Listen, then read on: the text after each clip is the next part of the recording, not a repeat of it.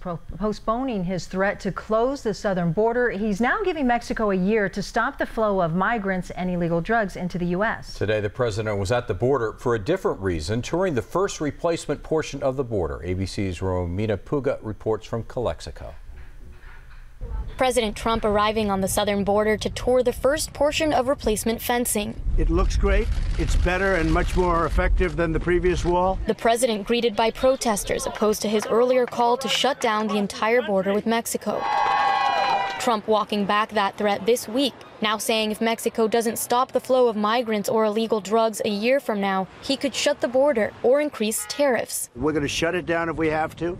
We're going to tariff the cars coming in that they make in Mexico if we have to.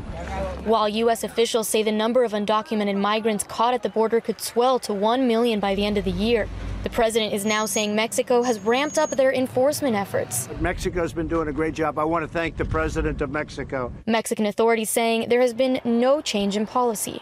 President Trump's about-face on the border shutdown may be tied to pressure he was facing from business groups and fellow Republicans. Closing down the border would have potentially catastrophic economic impact on our country. But President Trump says national security should come before trade. He's also threatening to put a 25% tariff on Mexican-made cars coming into the U.S. if the border situation doesn't improve. As Trump arrived in Calexico to tour the section of replacement fencing that is stronger and taller than the one before it, those on the U.S. side say the only thing they want is to talk to the president about the real issues they're facing. We will not talk about a fake crisis for his base.